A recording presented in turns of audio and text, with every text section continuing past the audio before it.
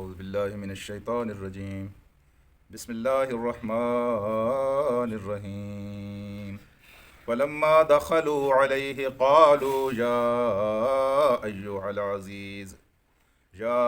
العزیز مسنا واہلنا الضر وجئنا ببضاعة مزجاة فأوف لنا الكيل وتصدق علينا ان اللہ یجزی المتصدقین صدق اللہ العلی العظیم۔ رفقائے محترم، اس بار جب یوسف علیہ السلام کے بھائی یوسف علیہ السلام کے پاس پہنچے تو لگتا یہ ہے کہ انہوں نے جو کہانی وہاں جا کر بیان کی وہ شاکر شجاع آبادی کے اس شعر کے مصداق ہے۔ ساکوں وسطہ شاکر دیکھیں ہا یا ساکوں وسطے ویلے دیکھیں ہا ساری جھوک بھی ہائی سارے جار بھی ہیں۔ بادشاہ سلامت، بڑے اچھے خاندان کے ہم لوگ ہیں، بڑا معزز ہمارا والد ہے، بڑا علاقے میں ہمارا نام تھا، بڑی رونقیں تھیں، بڑی آبادیاں تھیں، بس گردش دوروں کی وجہ سے ہم بالکل لٹ پٹ گئے ہیں اور ہمارے پاس اب کچھ نہیں ہے۔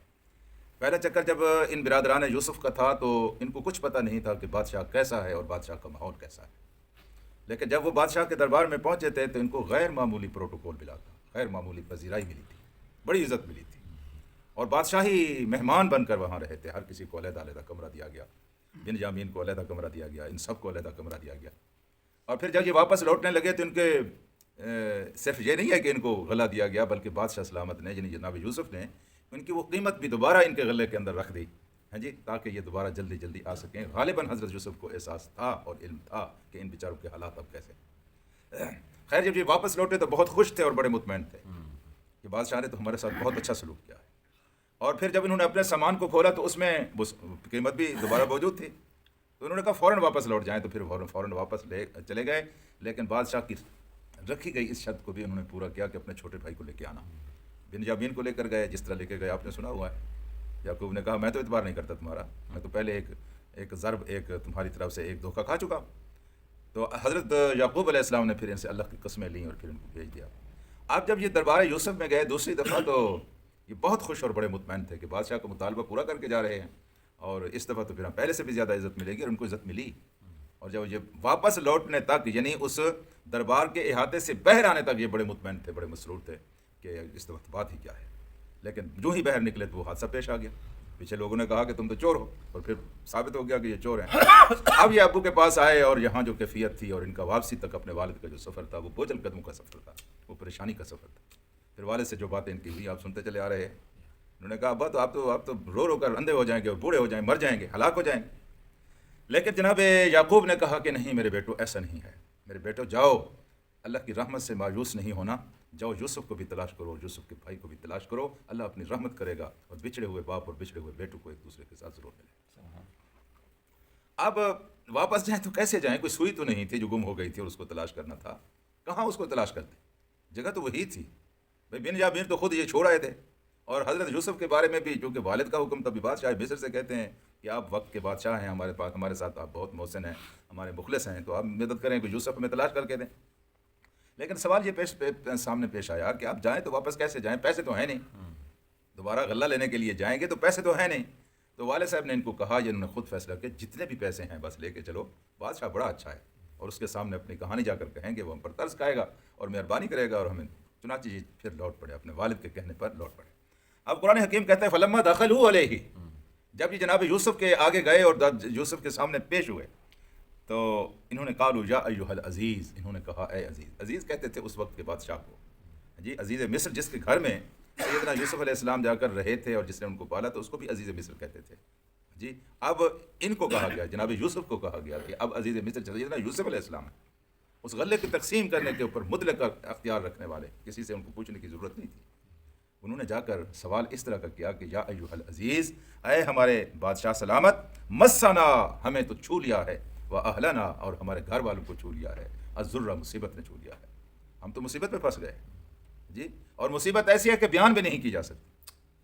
ارے تم وہ جو یوسف کو کنویں میں دھکا دے کر آئے تھے، اب حضرت یوسف علیہ السلام کی ساری کہانی موجود تھی، آپ کو ان کی باتوں کو سن کر تکلیف بھی ہوئی ہوگی، دکھ بھی پہنچا ہوگا، پیار بھی آیا ہوگا۔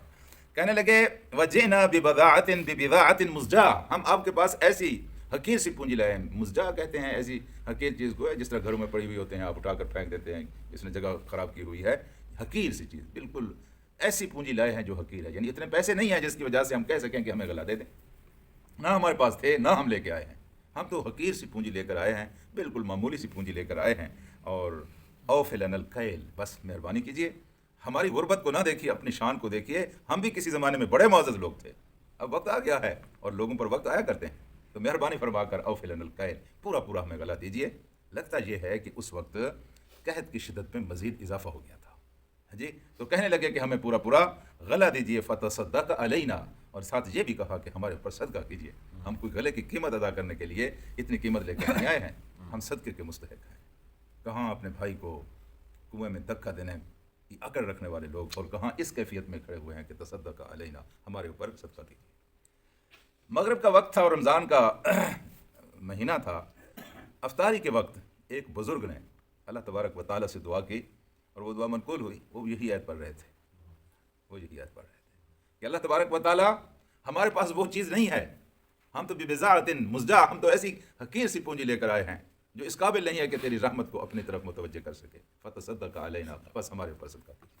ہاں اللہ پاک ہمارے اوپر صدقہ کیجیے. یہ دیکھیے قرآن مجید کی کچھ آیتیں تھوڑا سا آپ ان کو استعمال کریں، ایسی تیر بہدف جا کر لگتی ہیں کہ اللہ تبارک و تعالیٰ اپنی رحمتوں کے دروازے کھول دیتا ہے. اب یہ تو مجرب نسخہ ہے، انہوں نے یہ بات وہاں جا کر کہی اور پھر ان کے مسئلے وہاں سے حل ہونا شروع ہوئے، اور پھر ساتھ ہی کہنے لگے فتصدق علینا ان اللہ یجزی المتصدقین. یہ دیکھیے اللہ تبارک و تعالیٰ صدقہ دینے والوں کو بہت جزا دیتا ہے. یہ انہوں نے جا کر سیدنا یوسف علیہ السلام سے گزارش کی کہ ہمیں صدقہ دیجیے، پونجی ہم اتنی نہیں لے کر آئے ہیں جتنی پونجی سے ہم غلہ لے سکیں، لیکن یہ ہے کہ اگر آپ ہمارے اوپر احسان کریں گے تو اللہ تعالیٰ آپ کو جزا بڑی دے گا. جی ہے جی. آپ پتہ نہیں یہ ڈر رہے تھے، ان کے دل میں کوئی کھٹکا تھا. اصل بات جس مقصد کے لیے آئے تھے انہوں نے بادشاہ کے سامنے پیش ہی نہیں کی. پیش کرتے تو کیا کرتے، بھئی چور ہے ہمیں واپس کر دیجیے. کہنے کی بادشاہ کے سامنے گئے، دوسرے ملک سے گئے ہیں، اپنا ملک تو ان کا نہیں تھا، یہ مصر شام سے گئے ہیں مصر کی طرف. تو اصل بات جو والد صاحب نے ان سے کہی تھی کہ جاؤ یوسف کو تلاش کرو اور بنیامین کو لے کے آؤ، وہ بات انہوں نے نہیں کی. انہوں نے یہ غالباً بات چلانے کے لیے وہی بات کی جو بات وہاں کی جا سکتی تھی. تو اس کے ساتھ پتہ نہیں انہوں نے کیا کچھ کہا ہوگا. قرآن حکیم غیر ضروری باتوں کو چھوڑتا چلا جاتا ہے. یہ کیونکہ قصے کہانی کی کتاب تو نہیں ہے، اس کی ہر آیت میں ایک سبق موجود ہے، اور وہ بات کہتا ہے جو اصلاً کہنا ضروری ہوتا ہے، غیر ضروری باتوں کو درمیان میں چھوڑ دیتا ہے. پھر یوسف علیہ السلام نے ان کے ساتھ کیا کیا، اس کا تذکرہ انشاءاللہ کل کریں گے. اللہ سے دعا کرتے ہیں کہ اللہ ہمیں قرآن کو سمجھنے اور اس پر عمل کرنے کی توفیق عطا فرمائے. اللہم صلی علی سیدنا